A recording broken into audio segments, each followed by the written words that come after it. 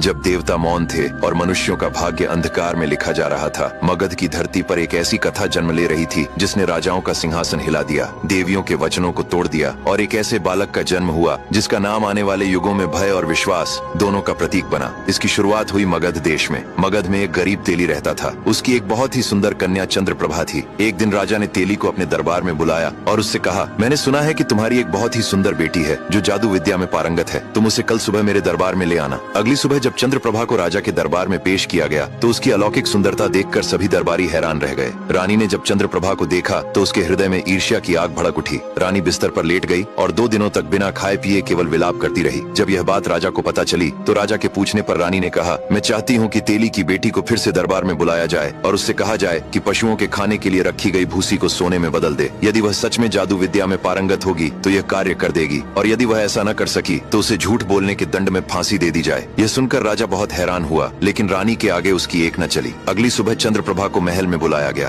राजा के आदेश पर उसे एक बड़े कक्ष में ले जाया गया। चंद्रप्रभा को छोटे मोटे जादू का ज्ञान तो था, लेकिन उसमें इतनी शक्ति कहाँ थी कि वह भूसी को सोने में बदल सके। वह अपने दुर्भाग्य को कोसते हुए फूट फूट कर रोने लगी और रोते रोते ही सो गई। आधी रात के समय अचानक कक्ष की दीवार कांपने लगी और एक जोरदार आवाज के साथ दीवार फट गई। उसी में से एक अत्यंत सुंदर यक्षिणी प्रकट हुई। उसने चंद्रप्रभा को जगाया और कहा, तुम्हारी दुख भरी पुकार मेरे लोक तक पहुंच गई और मैं स्वयं को यहाँ आने से रोक न सकी। मैं इस पूरे कक्ष को सोने से भर दूंगी, लेकिन इसके बदले मुझे तुमसे कुछ चाहिए। चंद्रप्रभा ने विनती करते हुए कहा, हे देवी, कृपया बताइए आपको मुझसे क्या चाहिए। यक्षिणी बोली, कल तुम्हारा विवाह राजा से होगा और ठीक 1 वर्ष बाद तुम्हें एक पुत्र की प्राप्ति होगी। वही पुत्र मुझे चाहिए। भय और विवशता में चंद्रप्रभा ने यक्षिणी की शर्त स्वीकार कर ली। पल भर में यक्षिणी ने पूरे कक्ष को चमकते हुए सोने से भर दिया और अदृश्य हो गई। अगली सुबह जब कक्ष का द्वार खोला गया तो पूरा कमरा सोने से जगमगा रहा था। यह दृश्य देखकर राजा अत्यंत प्रसन्न हुआ। उसने चंद्रप्रभा की सुंदरता और इस चमत्कार से प्रभावित होकर उससे विवाह करने का निश्चय कर लिया। राजा और चंद्रप्रभा का विवाह बड़े धूमधाम से संपन्न हुआ।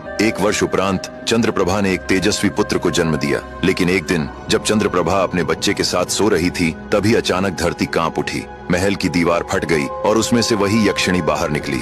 उसने चंद्रप्रभा से कहा, रानी, अब वह दिन आ गया है जिसका तुमने वचन दिया था। तुम्हें यह बच्चा मुझे सौंपना होगा। यह सुनकर चंद्रप्रभा कांपने लगी। वह बार बार यक्षिणी से विनती करने लगी कि उसका बच्चा न ले, लेकिन यक्षिणी ने राजकुमार को गोद में उठाया और गायब हो गई।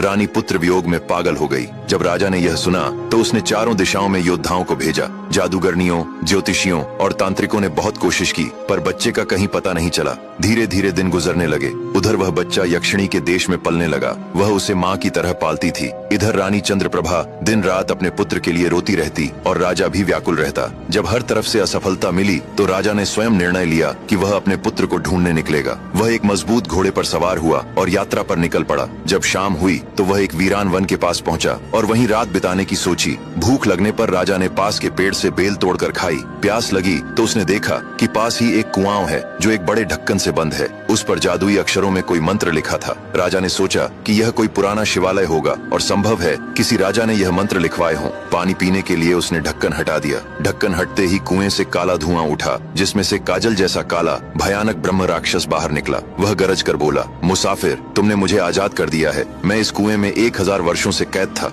अब संभल जाओ। यह तुम्हारी बदकिस्मती है कि तुमने मुझे मुक्त किया। अब तुम्हारी मृत्यु मेरे ही हाथों होगी। राजा यह सुनकर कांपने लगा। उसने कहा, महाराज, क्या ऐसा हो सकता है कि जिसने आपको मुक्त किया आप उसी की जान लें? राक्षस बोला, तुम सही कह रहे हो, लेकिन मेरी बात सुनो। जब मैं इस कुएं में कैद हुआ था तो दिन रात तड़पता था। मैंने सोचा था कि जो मुझे आजाद करेगा मैं उसे संसार की सारी सुख सुविधाएं दूंगा। 500 वर्ष बीत गए पर किसी ने मुझे मुक्त नहीं किया। फिर मैंने प्रतिज्ञा की कि जो मुझे आजाद करेगा मैं उसे दुनिया की सारी ताकत दूंगा, उसे सबसे अमीर बना दूंगा, एक विशाल सेना दूंगा जिसकी अगुवाई मैं स्वयं करूंगा और संसार के सभी राजाओं के सिर काटकर उसके चरणों में रख दूंगा। फिर भी 500 वर्ष और बीत गए, कोई नहीं आया। फिर कल मैंने कसम खाई कि जो भी मुझे आजाद करेगा मैं उसी की गर्दन अपने हाथों से काटूंगा और उसका खून पीऊंगा। और आज तुमने मुझे आजाद कर दिया है। आज मैं तेरा गला काटूंगा और तेरा खून पीऊंगा। राजा ने विनती करते हुए कहा, महाराज, आप सर्वज्ञानी और महाशक्तिशाली हैं। यदि आप मुझे मारना ही चाहते हैं तो कोई भी मुझे बचा नहीं सकता, परंतु मरने वाले की एक अंतिम इच्छा होती है। क्या आप उसे पूरा करेंगे? ब्रह्म राक्षस बोला,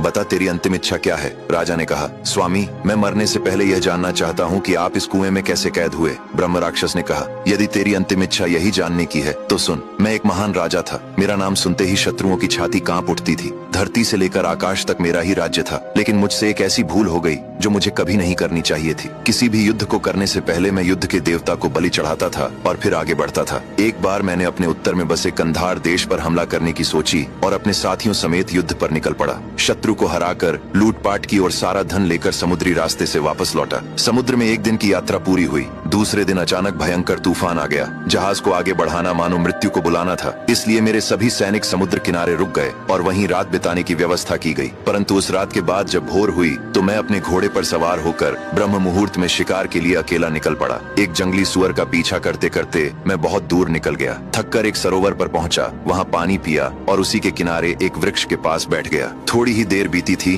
कि एक अत्यंत सुंदर कन्या वहां स्नान करने आई। वह किसी अप्सरा से कम नहीं थी। उसने अपने वस्त्र उतार दिए और नग्न होकर स्नान करने लगी। दुर्भाग्यवश उसकी सुंदरता देखकर मैं उन्मत्त हो गया और मैंने उसे पकड़ लिया। वह स्त्री पर आए पुरुष को देखकर भय से कांपने लगी। तभी वह क्रोध से भर उठी। उसने गुस्से में कहा, नीच पापी, तूने आज स्वयं अपनी मृत्यु को पकड़ लिया है। इतना कहकर उसने जोर से 3 बार धरती पर पैर